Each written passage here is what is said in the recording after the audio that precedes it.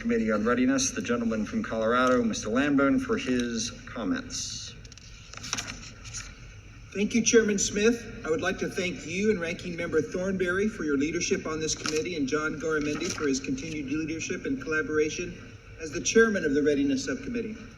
Today, we continue our work to mark up H.R. 6395, the National Defense Authorization Act for fiscal year 2021. The world is becoming increasingly dangerous, and challenges to U.S. national security and economic interests continue to evolve. Competitors like China and Russia continue to challenge U.S. primacy in multiple domains. Our nation must continue to invest in critical technology and future weapons platforms, but at the same time, we must support the readiness today of our men and women in uniform who are engaged in global operations. Whether they are defeating terrorist organizations, deterring adversaries, or responding to aggression, all of these missions rely on today's readiness. Members on both sides contributed to this mark. It reflects their hard work and dedication to our military, and I sincerely appreciate their hard work and leadership. I also want to thank the staff for their diligence in supporting the initiatives of our subcommittee members and for their many hours of preparation. This mark focuses on several areas at the core of military readiness, especially as it pertains to logistics, sustainment, infrastructure, and mission preparedness.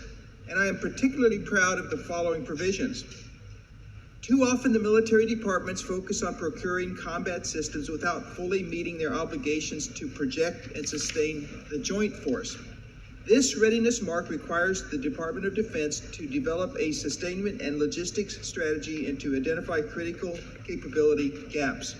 The readiness mark also supports the number 1 and 2 unfunded priorities of the commander of U.S. Transportation Command. It addresses shortfalls in aerial refueling capacity due to issues with KC-46A fielding and planned tanker retirements. We also begin the process of recapitalizing our surge sealift fleet, which is vital to projecting the joint force in times of crisis and to executing war plans.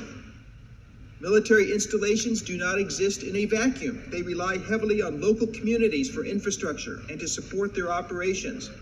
The mark codifies the existing DoD Office of Economic Adjustment, which works with communities to manage the defense community infrastructure and defense access roads programs. It also makes investments to improve installation and energy resilience for critical infrastructure. It is also important that our military remains a good neighbor and respects the environment. This mark includes provisions to encourage responsible water use by military installations. It also improves accountability and transparency regarding DoD PFAS releases and ensures that all National Guard forces can access the Defense Environmental Restoration Account for PFAS cleanup. The safety of our service members is a paramount concern for this committee and an area where we provide significant oversight. Our subcommittee continues to monitor and review training mishaps and to help prevent them. The readiness mark requires DoD also to clarify responsibilities for collecting and analyzing ground and aviation mishap data, to standardize data collection, and to report on how that data is used to identify trends and to make changes. The mark continues the work this committee did last year to reform military family housing.